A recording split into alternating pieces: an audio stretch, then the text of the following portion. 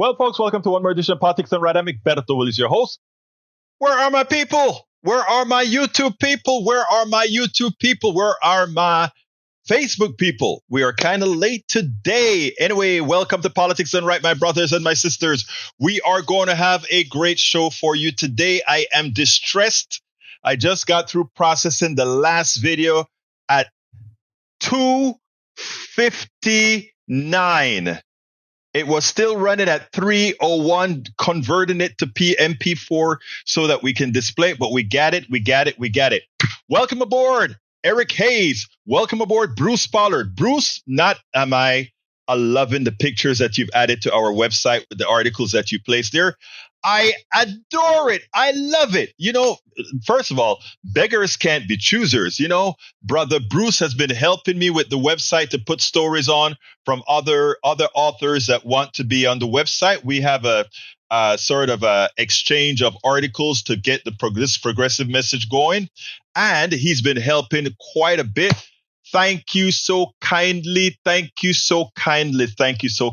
Okay. So welcome aboard May Wood. Welcome aboard Eric Hayes. Welcome aboard Bridge MCP. Of course, welcome aboard Lee Grant and Ray from 3rd Ward. Welcome aboard Paul Fleming from Atlanta, Georgia. Bridge MCP from New York. May Wood from California. AVQ from Brooklyn, New York. Shiva Las Vegas. I imagine from Las Vegas. Who else have we got here? Robert Davenport from California. We also have Yvette Avery Herod from Atlanta, Georgia. Paul Fleming Sr. from Atlanta, Georgia. Thank you guys for being here. Love you all. We are going to have a great show today. J. Ray says, greetings, Egberto, currently in my hometown of New Orleans. Just flew in today. Have some beignets for me, please. I like to go to that beignet shop right there. I forgot what it is, close to the river. And just have me the beignet with a whole lot of sugar. Love it out there. Let's see. Bridge MCP. So a few lies or memories against over 30,000. Big deal. All right. Paul Fleming says, let's see. Let me go from the top because I want to be in order. Anyway, we have Michael Ronan says, The Verge. Jon Stewart's The Problem. Apple TV Plus show ends reportedly over coverage of artificial intelligence, China, and editorial disagreement with Apple.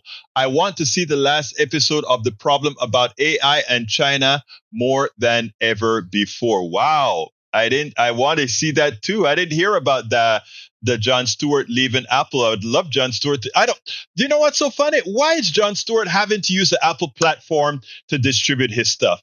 He doesn't need that platform. He just have to put it there on YouTube and everybody's going to jump to go see Jon Stewart. I don't know. They probably just gave him a lot of money to appear on their platform with an exclusive contract. Come on, do it on your own, Jon Stewart. You guys still living in the old world. All right. Bridge MCP says, hi, peeps. Shiva Las Vegas says, remember. Paul Fleming says, Senator Bernie Sanders said he would oppose President Biden's nominee to lead the National Institute of Health, putting her confirmation in jeopardy. Dr. Monica Bertagnolli has not convinced me that she's prepared to take on the greed power of drug companies and healthcare industry and fight for the transformative changes the NIH needs. And I did that. I did a story on that.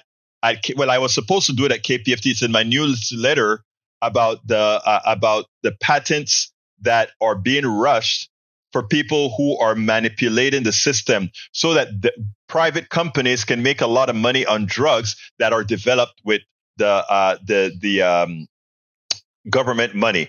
They need to read the Baines Act. Anyway, I'll talk about that a little bit later.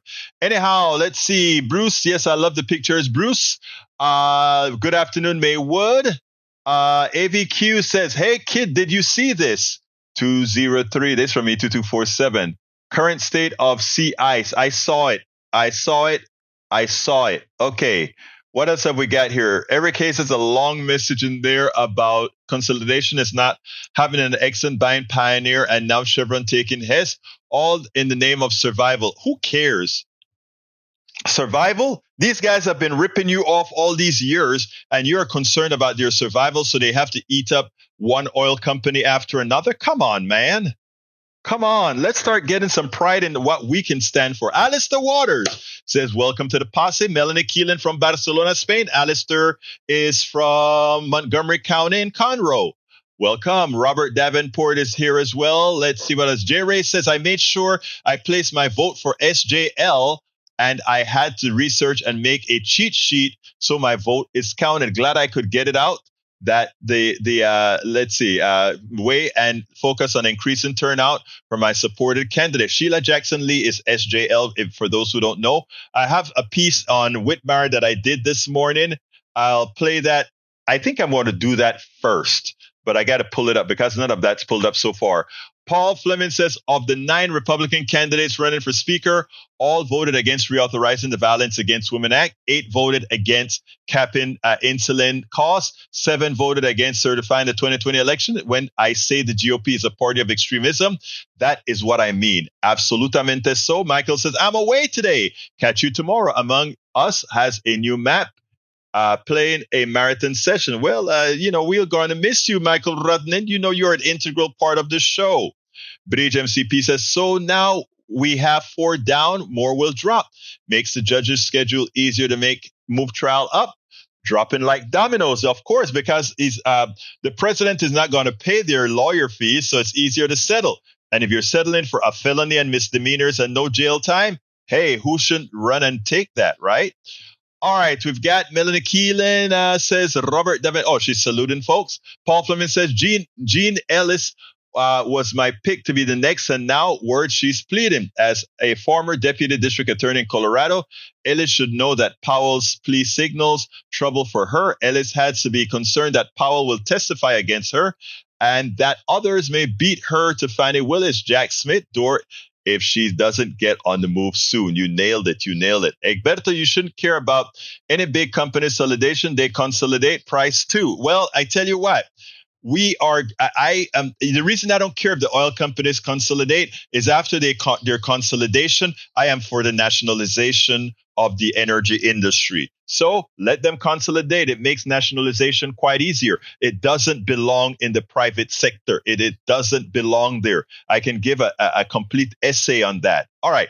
Robert Davenport says the PDR posse is at near full strength today, left, right, and in between. And I love you all. I love my entire PDR posse. Big hug. Love you all. And I mean that from the depths of my heart. All right, Melanie Keelan. Okay, folks, I tell you what, none of the videos are loaded, but as I speak, as I kind of bloviate, I am able to load the one that I want to start with if I can get to it. Earlier this morning, one of the precinct chairs in Harris County called me up and he said, hey, guess who is going to be on? Houston Matters. It's one of our public radio stations talk show, not the community station that I am at, but the public station. And he said, check it out. It's going to be John Whitmire. John Whitmire is a Democrat, a state senator Democrat who's running for the mayor of Houston. Now, I think John Whitmire is too conservative, and this applies to many other major cities. A lot of times conservatives know they can't win in these cities, and you have people that are fairly conservative running those cities. In Texas here, we have a DA that was a Republican. She changed to a Democrat, won the election, but then tries to prosecute Democrats, right? That is what she does here.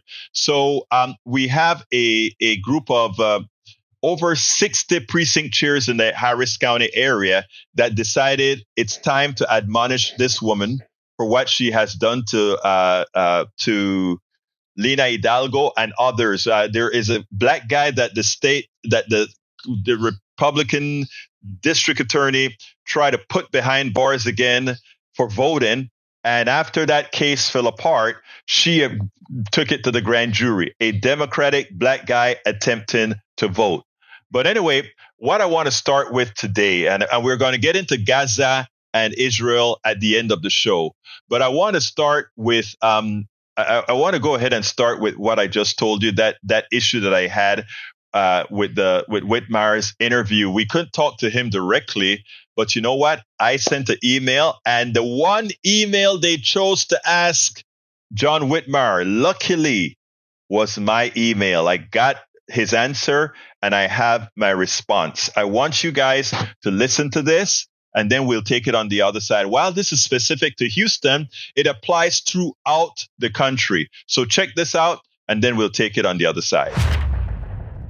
This morning, Houston, Texas mayoral candidate John Whitmire appeared on PBS show, I think it's called Houston Matters. And I sent in a question. Here's a question I said. Why would Houstonians vote for a decidedly conservative with a Democratic label that instead of solving problems from the core is using Republican talking points on crime and more? Shouldn't we be fearful that your support is from major Republican donors, Fertitta and Mattress Max and others, who also supported election deniers and funded their cases? You said that you have the repartee with Republicans, yet you allowed them to leave billions on the table irresponsibly and allowing the deaths of uninsured Texans instead of accepting the Medicaid expansion to the Affordable Care Act. Why are you not thinking outside of the box? So that's a question I asked. They only asked him half the question. I want you to listen to it, and then we'll take it on the other side. Finally, Egberto writes, why would Houstonians vote for a decidedly conservative with a Democratic label that instead of solving problems from the core is using Republican talking points on crime and more? Shouldn't we be fearful that your support is from major Republican donors who also supported election deniers and funded their causes? Well, I have a voting record. I have voted against most of the things he's concerned about. So I have a record. I'm not going to defend. I've got a voting record on everything you want to bring up.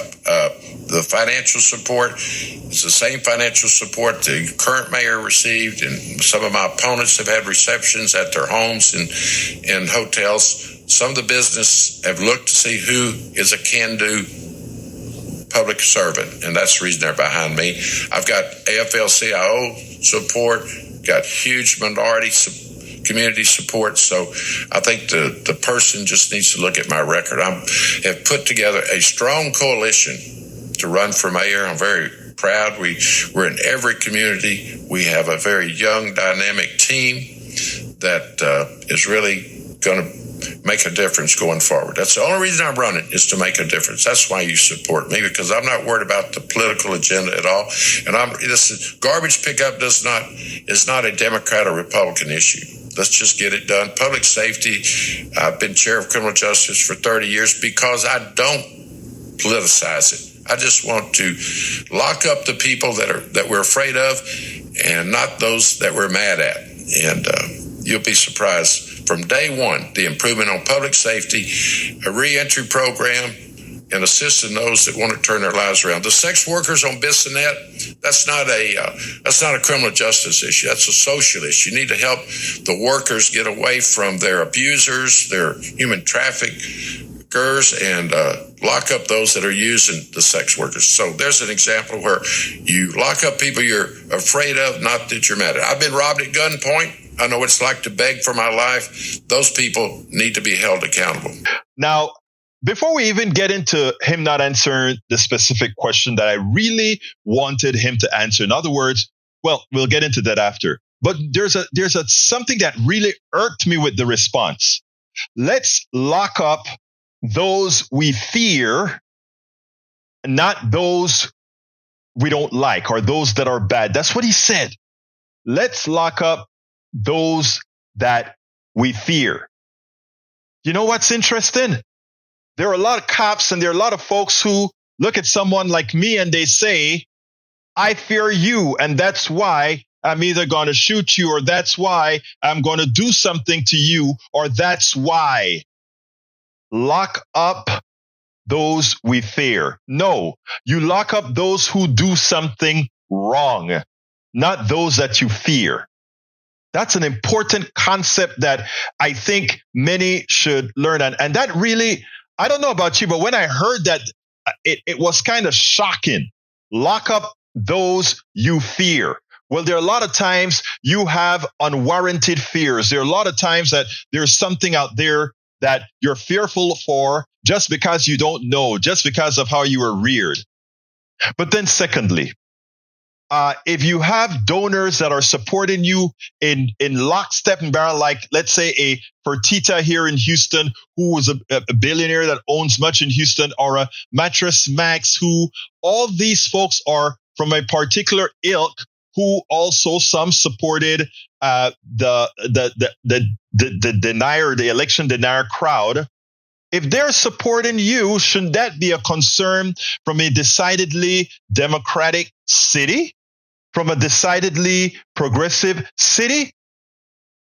Look, I think when you're choosing a mayor, you have to choose somebody that has a closer affinity to the population at large. Well-connected means the population at large cannot be served because the well-connected is served. Not to say that a Sheila Jackson or others aren't well-connected as well. But we know based on record that they are a part of the community. They are in the community. They are of the community. Again, the one thing on this particular response that really touched me, that really concerned me, lock up those you fear. Lock up those you fear. I mean, anytime you hear a politician say that, that means that politician is going to run to a population that can be scapegoated. That is a politician ready to deal with a group that can be scapegoated. That is something I don't feel. I mean, I think that speaks without saying. Okay, now we have several people in Harris County that are under the Democratic banner, but they don't function with the policies. They don't function with the desires. They don't function with what Democrats believe we should be, how we should be. I'm trying to get the word, but I just keep missing it. And in that light, we have an attorney, a district attorney, who has gone after one of our leading progressives, the most powerful politician in Harris County, which is Lina Hidalgo. She went after her for no real, genuine reason. She went after a black man who lined up to vote for 6 hours, had no clue that there was some reason he shouldn't vote. The state attempted to lock him up again, but the case fell through, and she brought the case against him, not in Montgomery County, but in Harris County. Again, assuming he was a Democrat. And there are websites with the constancy with which she harasses Democrats she doesn't like. Well, Democrats are stepping, the precinct chairs who run the Democratic Party in Harris County, they're stepping up to say, we're starting the admonishment process. And here is one of the people that I interviewed this morning in this regard. Check this out, and then we'll take it on the other side. Let me make sure I get it right. Let's make sure we get it right.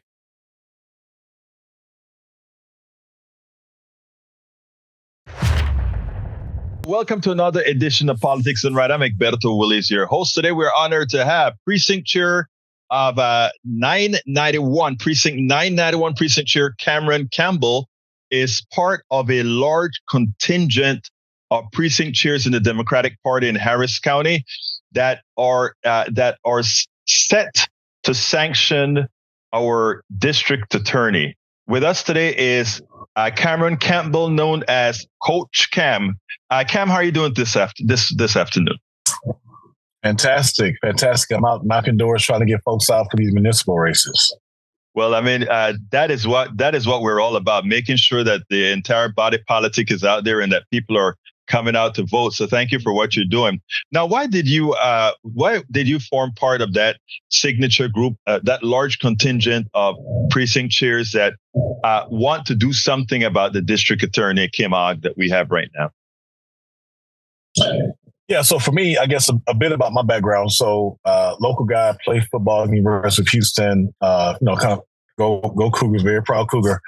And sports has shaped so much of my life. And so, the way that I really saw it, or the way it made sense to me was, I just watched these like micro infractions begin to pile up, right? So the first one was the beef with Judge Hidalgo, right? And just to, I'm a coach, I call things how it is.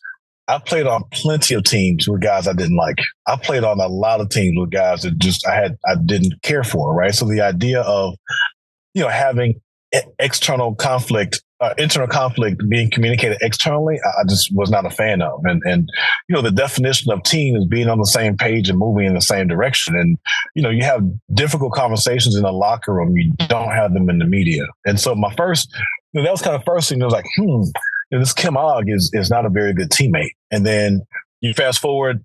Well, let me interrupt you there a second. Coach, let me interrupt you for a second. And the reason why is I want the audience to understand something. The district attorney is a Democrat, but the laws that govern our society are not Democratic laws or Republican laws. There are laws. I need the audience to understand that I think your angst with the district attorney isn't that she is somehow enforcing the law on evenly. I think your angst is that she is not being fair in placing the laws on folks. In other words, we want a district attorney that doesn't look at party affiliation or anything when she's administering the law or when she's going after those who break the law. But when it is done otherwise, that's your contention, correct? Yeah, so that brings me to my second point, right? So the gentleman, Herbert Rogers, so in his 60s, had a criminal background and, with good intent was going out to vote, stood in line for 6 hours at TSU, right? And so, so for those who aren't familiar, sitting in line for 6 hours, she brings charges, not ultimately initially in Harris County, but up in Montgomery County, which is obviously far more conservative. They end up coming back and getting kicked out. That spoke to me in such a specific way because that's a part of my story. That's a part of our story as people of color, right? So I understand my great uncle Jack, a long time ago in northern Louisiana, walked past lynched black men because that was a fear tactic to get us not to vote, right? So while lynching isn't prevalent in our culture today, the message. So she had this man essentially facing $100,000, I think like 6 years of criminal time, potentially if he were to be found guilty. That message is a reverberating message of fear to our community to get them not to vote. And we're already historically disenfranchised. So, for me, it was like, you know what? Your red jersey's sticking out, Kim. Your red jersey's sticking out. And for me, the final push, the final straw for me was this manufactured voter fraud claim that was completely manufactured, right? And for me, again, it's personal, right? So yes, I got a coaching background. Yes, I'm the Houston Texans play safe coach. Yes, I'm running for Congress in 2024. I ran for state rep in 132 last cycle. I've also served as an election judge, right? And election judges are just like referees and officials on the playing field. They don't really care who wins or loses. Their pride is in getting it right. So when she brings these trumped up, manufactured, false, claims against the election folks, that's an insult to me as a former election judge, because when I served in that role, my job, what I cared about more than who won or who lost that election, was to get it right. So for me, when I began to say that, I was like, you know what? I see a pattern here. This isn't about her being a good DA. This isn't about, fulfilling her expectations as a Democrat. This is her trying to make her daddy happy. She's trying to go sit in Kim Paxton's lap and go make him happy. She's trying to go sit in her other daddy's lap, Greg Abbott, and go make him happy. She's bringing all this bullcorn down from Austin and from D.C. and all these other places, trying to distract and trying to divide us as a city, as a county. And if anybody's from H-Town, you understand that we stand together, we stand united, whether it's music, whether it's food, whether it's culture, whether it's travesty. When Hurricane Harvey happened, nobody was asking, are you red or blue? What do you need? Here's ice, here's shelter, here's a generator, here's money for a hotel room for a night. Houston, by definition, is a united community. So for me, it was like, you know what? Your jersey was showing for a little while. And this is what I'll say to you. It's clear you're not a Democrat. You switched teams again. Let me say again, right? Because she was a Republican. You switched teams again. You just lack the courage to switch jerseys. So this is what I would say. What does that playbook look like? What does it consist of? It consists of, one, cowardice. Greg Abbott not handling the responsibilities here in Texas and punching away migrants instead of showing them Texas hospitality and handling things in a respectable way. It looks like extremism. Fighting our school boards. For those who aren't aware, go vote now. Like I said, I'm out knocking doors as we speak. Go vote now, especially in those important school board races like South Bay ISD. We need to make sure we support Dr. Cleveland Lane and others who are running. But ultimately, that Republican playbook is filled with chaos. She's trying to bring that same GOP chaos that we're seeing in D.C. Tomorrow marks 3 weeks of us not having a speaker. 3 weeks of us not having a speaker in D.C. She's trying to bring that same chaos that's going on in Austin, right? This imaginary impeachment trial of Kim Paxton we had just a few weeks ago, a month or two ago, right? But let me make it very clear. Now, I'm going to say this on full throat. We are not going to let her bring that same chaos to Houston. And as a Democratic, a Democratic member of the Democratic Party, but also as a precinct chair, yeah, we need our jersey back, Kim. Now you can give it away with dignity. Say like, "Hey, I'm a Republican, and here's your blue jersey back." You can give our jersey back with dignity, or we'll come and take it next November. Look, thank you for that. Again, I want for those that are listening to understand this. The district attorney enforces the law, not in a Democratic manner, not in a Republican manner, but for all people. The reason for all of those who've signed this grievance, including yours truly, this was done specifically because she did not even handedly apply the law. And in fact, as the Houston Chronicle article pointed out, she acted out of grievances, solely out of grievances. When she didn't get what she wanted, she used the power of the county, the power of the state to come after those specifically Democrats, including a 60-year-old man who simply wanted to exercise his right to vote, where it was not held up in a conservative county, and she purposefully brought him to the grand jury, more expense to scare folks out of voting.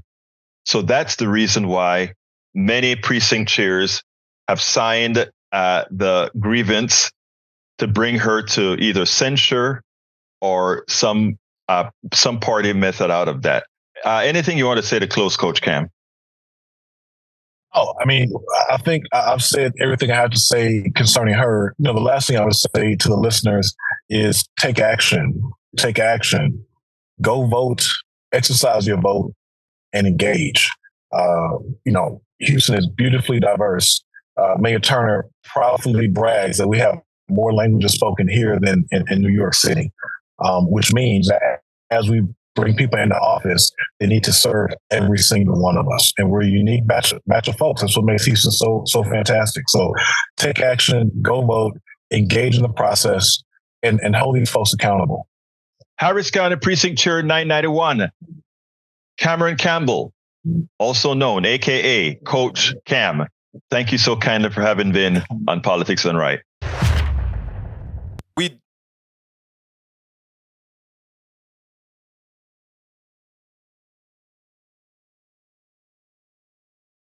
We have two particular candidates in Houston that should concern Democrats because of their, how should I put it?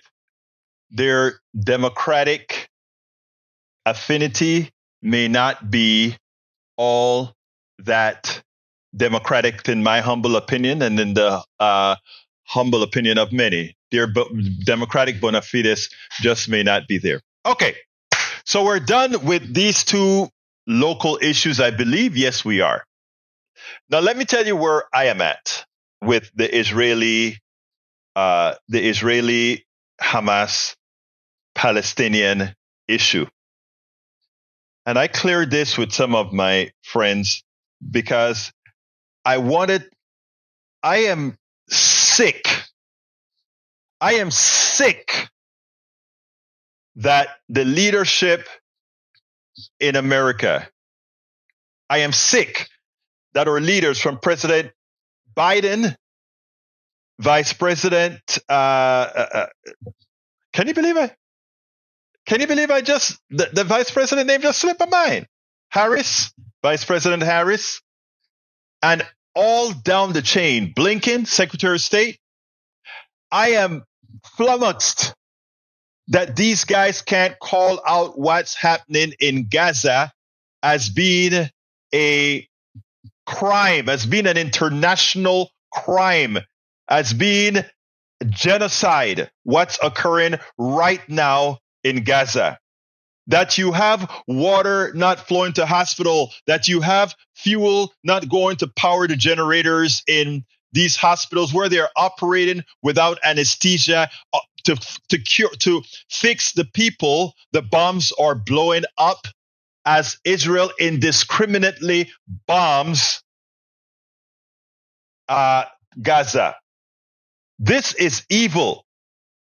Netanyahu at this point in time has proven that he has no morals any different than Hamas. You could replace the evil being occurring in Gaza right now is no different than the evil effected by Hamas on those innocent Israelis. I repeat, the evil being executed on innocent Palestinians in Gaza right now is no less evil than the evil that has affected our innocent Israeli brothers and sisters in Israel. That 1,400 Israelis that were murdered by that terrorist act by Hamas is no worse. It's no worse than what is occurring in Gaza. I want you to listen to Rula Jabril. I interviewed Rula Jabril about 8-9 years ago when the last intifada, however many years ago, the last intifada was going on. I interviewed Rula Jabril. Check it. Look out Rula Jabril on my website because it seems like every time we get these skirmishes, Rula is the person to talk to. And why? She tells it like it is, but unfortunately, it seems that we repeat ourselves over and over again. Listen to Rula, and then we'll take it on the other side. Rula Jabril makes it clear that what's going on here, how unfair what's going on, and how the Western media is calling it. They're getting a little bit better. They're starting to realize the evil within what Netanyahu is doing with his military, the genocide, the killings in Gaza. Check this out. Only just a few dozen trucks have made it in with supplies so far. The UN is saying it needs really 100 trucks a day to be going in to get the supplies to the people who need it. And perhaps more. You're probably right, given especially how many people are in even more need than they were originally. And we know that situation in Gaza is pretty sparse for people in what they have on a good day, right? So is it really possible to get what's needed inside Gaza, especially as all indications appear that there's still an imminent ground invasion coming? I mean, this depends on Israel. It doesn't, I mean, Israel, according to international law, is the occupying power. So it's depending on them to decide if these people starve, die by starvation and by thirst. This is international law. This is not my opinion. These are the facts. Gaza needs now 7,000 trucks because for the last 16 days, they've been under crippling siege. There's no water, no electricity, no food. Before the invasion and before this war, Gaza was considered by a human rights organization that 50% were below poverty line. They didn't have access to proper food. Before this war, 90% didn't have clean water.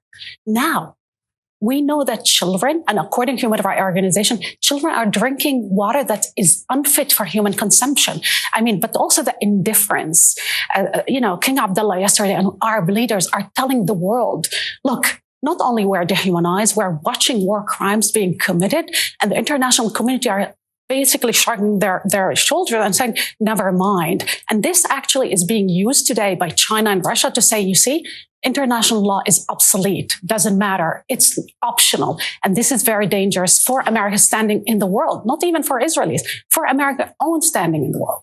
It is truly heartbreaking to hear what is happening and to see some of the images that are coming out of Gaza right now with these innocent civilians who are suffering so badly. I wonder if there is more that can be done. What can be done by regional partners to get people inside Gaza the aid that they need?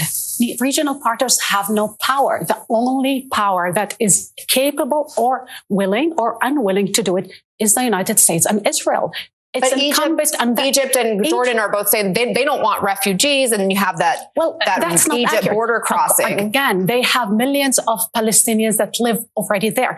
Israel is what Israel is doing is trying to tell them, basically, you need to bail us out. But according to international law, not even to Egypt or Jordan, it's incumbent on the occupying power to save civilians and not to create a refugee crisis and expel them in perpetuity forever. If we look at Israel policies, according to what they're saying in words and deeds, they don't want them there forever. They want to expel them, millions of Palestinians. I mean, this is according not even to me, to international law and to the international community, to the Arab leagues and others. This is ethnic cleansing. I mean, and the fact that President Biden didn't even manage to get 20 trucks into Gaza, it tells you that there's no pressure whatsoever in Israel to do anything. These people are going to die in masses. Gaza is becoming a graveyard. So those 20 trucks did get in, and I wonder if I could ask, what happens after Israel goes in? They say they want to wipe out Hamas. If they are successful in doing that, what's next? Can you envision Gaza without Hamas there? What would that look like? What's the realistic scene? I'll tell you what this will look like. We all remember what Fallujah was and what Mosul was. Those two insurgent war, which is door to door, street to street, were already a bloodbath, a slaughterhouse. And so if you're looking at Gaza, 2.3 million people, if Hamas is 50,000, you have 2 million people in the smallest strip of land, the most populated, the most impoverished. And this is when you will lead a ground invasion. On top of it, aerial bombardment, carpet bombing. This will lead to not even to humanitarian. This will become basically, a slaughterhouse beyond our imagination, a carnage, a real carnage. And in that moment, I think both the United States and Israel will lose international support. They're already seeing people around the region telling us this will create mass radicalization. I remember from Donald Rumsfeld, who used to ask himself after the invasion, not before the invasion, are our policy creating more extremists? Are they creating less extremists? General Petraeus, when he led the surge in Iraq, how did he really reduce the terrorist attack from 50 to 0? There were 50 terrorist attacks in Iraq during the surge. He reduced them to 0. He separated the civilians from the militants, actually ended their subjugation by the Sunni. He involved them in the political process. And this is when basically Al-Qaeda ended in Iraq, when they killed Abu Musab al-Zarqawi. If we don't learn from these policies now, I think we will find America in another war in the region. And this is not only plausible, this is highly probable. And I think we need to tell the truth about this because the world is seeing it coming and Americans are delusional about it. I mean, I talk to Arab diplomats and they all tell me the discourse in America is totally detached. They don't understand the region. They talk to themselves about the region through their prism and they don't understand the rest. And that is so true. The West just doesn't understand what's going on to their detriment. And what the rest of the world sees is they see our President Joe Biden hugging Netanyahu. And that hug makes him complicit to them. To them, it makes them complicit. Netanyahu is using our bombs. Netanyahu is using our Iron Dome. Netanyahu is getting funded on the order of over $3 billion a year from us. And those bombs are landing in Gaza. And those bombs are killing others. Yes, we have a problem with the terrorism that has afflicted Israel. But, and here is the big but, there are 1,400 dead Israelis, murdered Israelis. And one of the reasons they were murdered as well is that Netanyahu thought he could contain Hamas. And he got money routed from Qatar, I think it's Qatar or the Emirates, to Hamas because he wanted a state that he couldn't have a Palestinian two-state solution with.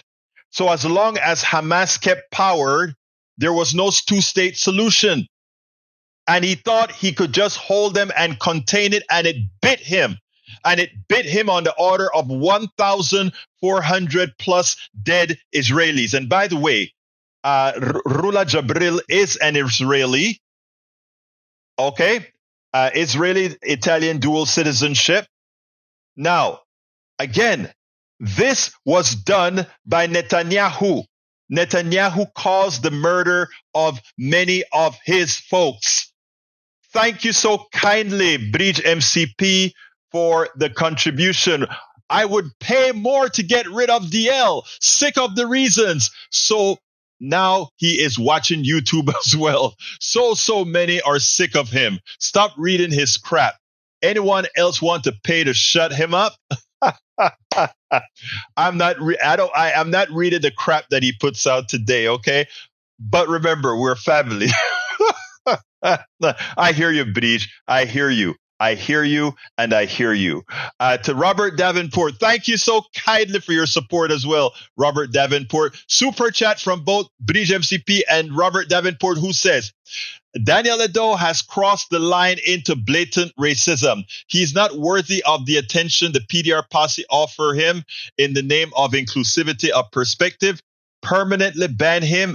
It's not in my nature to ban. But it is also in my nature to make sure we are in a safe environment. Remember, my brothers and my sisters, words. Let me just say this. Bridge, Robert, and others here. Okay? Here's what I'm saying here. Here's what I'm saying. A lot of folks come in here to try to control your well-being. Don't. Do not give that power over anyone. Let it fly. Like I'll let it fly. When folks says, Bruce, thank you for the admonition. Bruce says, be careful who you blame for the 1,500. You're correct. You're correct. You're correct. Here is the thing, Bruce. I am not blaming Netanyahu specifically for the 1,500 assassinated, murdered by terrorists. Okay? But I'm saying what Netanyahu did, and please go ahead and read up on that the stuff that I've been reading, is big in order not to have a two-state solution through third parties, he appeased Hamas, who are in fact killers. In direction maybe, I'd like your response on this, Bruce. Indirection, maybe? I want your response, my brother. All right, let's see. Paul Fleming says, life has shown your brothers and sisters can kill you too. We just want you to call a spade a spade. I will. I promise I will. Lee Grant says, keep pro a safe space, PDR, a space for speech, even with views one might find offensive. And you know what? And that's what we try to do here, Lee Grant. And I think that's why you are a big supporter. Bridge says, you are and never will be, my bro. You are a racist idiot. I don't mind the right and what they believe. You are a nut. STFU. And I read Bridges out because you drew first blood. AC Rodriguez says, words are like bullets. Once fired, they cannot be taken back. Someone smarter than me really like this quote, but it's very hard to practice because some people deserve more than kind words. E2247 says, I see Egberto let it fly. What a rodeo. He goat ties, barrel races, and bull whores. Yes, brother. Yes. Bridge MCP says, I agree, Lee, but he is beyond that. Don't let anyone pull your string, Bridge. And also remember, Bridge, I've got your back. We've got your back. You've got your back. Okay? Don't forget it, guys. We've got your back. All right, Bruce, I'm still waiting for a response to what I've said about Netanyahu and what I was trying to do. I'd like to hear, because I valued that response. I want to see if you concur with me, have something to add to that, something that I need to be concerned about in the way I say it. So please respond, Bruce. You know, I value responses from all of my folks, especially those that have a stake in this particular Israeli issue, Israeli Gaza Hamas issue. I really, really am very cognizant of what's going on. I want to make sure that as I come to the defense of those who need it most, because again, our media is not doing the best job in illustrating what's going on. And yes, you're correct, Brother Fleming. Tom Emmer drops out of the speaker's race. What are these guys going to do? Nobody can win 270. They should just go. What they should do is several of them should stay home so that we can get Hakeem Jeffries as the speaker. Other than that, we are in trouble with the Speaker of the House. The Republicans can't get their act together. Paul Fleming says Jewish American groups demanding a ceasefire is the Israel-Hamas war protested at the White House and Capitol last week with hundreds arrested. Stephanie Fox, the executive director of Jewish Voice for Peace, one of the Jewish groups that organized the protest. And I played Stephanie Fox yesterday on the show, I believe, right? I think I played Stephanie Fox yesterday on the show. All right, PDR isn't Survivor. We don't get to vote DL off the aisle. That is funny. Tom C says, Daniel Ledo is just preparing all of us for Thanksgiving dinner when your right-wing uncle who watches Fox News 24/7 won't stop talking between helpings of mashed potatoes and cranberry sauce. I love that one. Steph Fox is for real. Yes, she is. Lee, it was rhetorical. Yeah, we know Bridge. We love you, Bridge, and we know that. We absolutely know that. Okay, we are at 52 right now.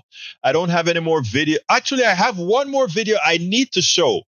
This one is actually the worst one that shows the carnage in Gaza. And by the way, Bruce, I really would love a response. I'm still waiting, my dear brother. All right, let's listen to this one in Hamas. Like I tell you, at this point, I consider Netanyahu no different than Hamas. And I say that from the depths of my heart. And this is just because of the actions of watching people die. 1,500 our good brothers and sisters in Israel dead. Over 5,000 Palestinians now dead because of indiscriminate bombing from the Hamas-like Senor Netanyahu. Here we go. Right now in Gaza, health officials say they are officially seeing the complete collapse of the health system. Just look at the scene. This is one hospital in Gaza City, so crowded, injured patients are being treated on the ground. And it's only going to get worse, especially as hospitals along the strip run out of fuel. One doctor with a stark assessment to Reuters, quote, If the hospital is not provided with the necessary fuel for the generators, we are issuing a death sentence, not a natural death. The execution is in the hands of the free world, human rights organizations, and the United Nations. Everyone is guilty. You are signing a death warrant for the northern Gaza Strip and the patients of Gaza. The death toll there skyrocketing in the last 24 hours, at least according to the Gaza Health Ministry. They say 704 people have died just since last night, the largest number since the start of the war. This morning, relatives checking body bags at the morgue to see if they can just recognize any of the faces of the dead. It's a massacre, really a massacre.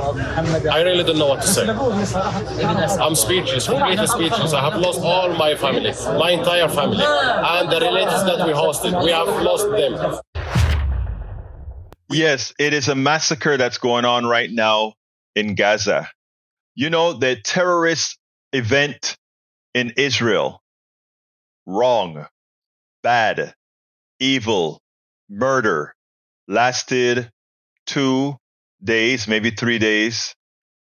The massacre that is occurring in Gaza is ongoing. Who speak for the pains of the 300 children dying every day? Who speaks about the pain of just living in what Israel has turned into a hellhole, from being a hellhole to a bigger hellhole, an open air prison? Please, folks, call your Congress people, call your president, and let's tell our Congress people and our president, we cannot be party to a massacre. We cannot be a party to the killing of children. We cannot be a party to the assassination of human beings with indiscriminate bombing. We cannot be. We should not be. We should not encourage that behavior. Please, folks, start calling your Congress people, start calling your president, start calling everyone and let them know we will not be party to it. Read my and Robert comments above. Let me go ahead. I guess you have new ones. Let's see. Robert Davenport says, free speech is the right to not fear government repercussions, not the right to spew vile racism without others trying to cap the sewage you emit towards people of color. I concur. I agree 100% with my brother, Robert P. Davenport. And Bridge MCP says, yes, Robert Davenport, I know of several people who don't come anymore or seldom come because of him. Heck, I can watch the videos without the chat at this point.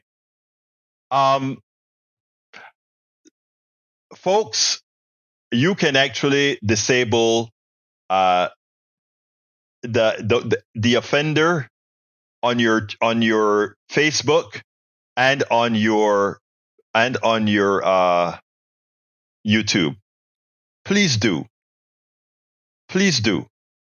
But the other thing that I'd like to say is the following, and I ask you respectfully, and I ask you kindly, and this is where I would like to build us up. And Bridge, you said that you know people personally, not on YouTube. I thought you could block on YouTube. I didn't know that. Let's see if we can figure something out. Here's the thing, Bridge. And I'm saying this in front of Ledo and everybody else. And I ask you to listen to me, and I'm saying this respectfully. I want all of us here as a part of the Politics Done Right posse to do an important thing. Disempower those who are spineless and try to empower themselves with scare tactics to pull your string. Please. You make these people win by allowing them to change your behavior. Let me take this call. Welcome to Politics Done. Oops, let me see if I can get that on. Welcome to Politics Done Right. Who do I have the honor of speaking with right now? Who am I speaking with? Okay, they hung up. All right. So here is the deal, Bridge and everybody else that's listening to me. And I'm asking you, don't shut me out here. I ask you to listen to me in the framework in which I'm speaking. We are strong. We have to be strong with the forces that are coming against real democracy, with the forces that are coming against us progressives, with the forces that are coming against even some on the right. We have to be strong. And what we have to do is not let the weak get strong with their words. We cannot allow the weak to win by having us change our behavior. Because remember, they are weak. They are spineless, but you know what? They can be annoying. You know, a gnat is annoying. A mosquito is annoying, but unless it puts its venom into your bloodstream, that's all it is, annoying. To solve our problems, to win this battle, we're going to have to tolerate all of that. And I know, I get it. But please stick with me. And Bridge, for anybody that you know is not coming along because of some of the perturbed people we have that continues to be here, I ask you to encourage them to still come and tell them some of what I've just said, or tell them to contact me directly. I'll speak to them directly on the phone. You know I speak individually to everybody. Please do. Please do. Anyway, we got to get out of here. But before we get out of here, I ask you so kindly to support the program. I ask you to become a subscriber of the show. I ask you to go to politicsdoneright.com/support, politicsdoneright.com/support, and become a contributor in whatever form you can. In whatever form you can. Okay? As likewise, we want you to please become a paid supporter of our newsletter. Goes out every day. Go to politicsdoneright.com/newsletter. I understand when you say, Bridge, but we know what you will say. It's not just what I will say.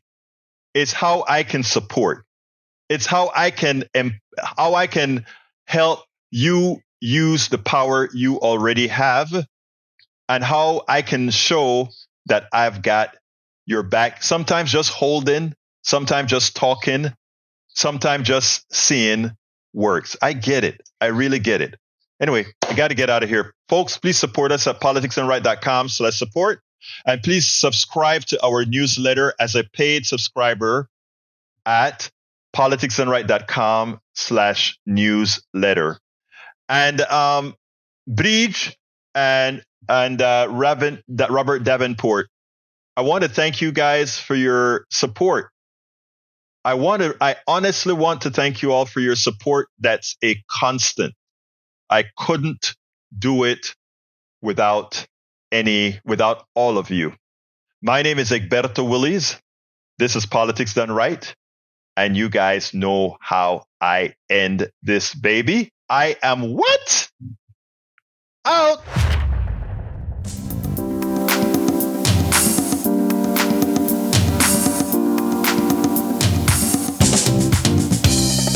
Welcome to Politics Done Right. I am your host, Egberto Willies. This is a progressive program that will take the mystery out of politics. This is the program that will encourage you to make sure government becomes we the people. Whether you are liberal, progressive, conservative, or otherwise, you get to air your point of view. We are an independent media outlet that, unlike mainstream media beholden to corporations, we only owe allegiance to you. Remember, you can also send me a tweet at EGBERTOWILLIES. That is at Egberto Willies. Let us engage. It is politics done right.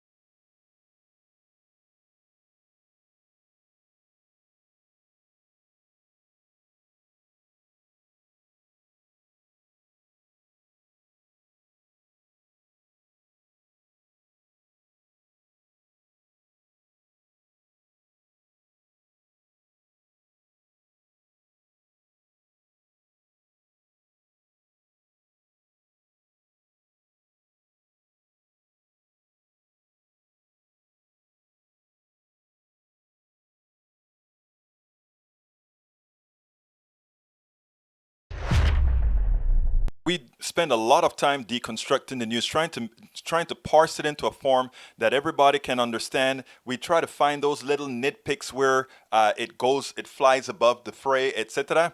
If you really like these videos that we do, I want to ask a big favor. Please go ahead. Number one, subscribe to our channel, and number two, please join if you can. Thank you so kindly for watching. Keep watching. Please remember to share. We must populate the entire internet with our progressive message, a message that we know is what most Americans say that they want. So help us, please join.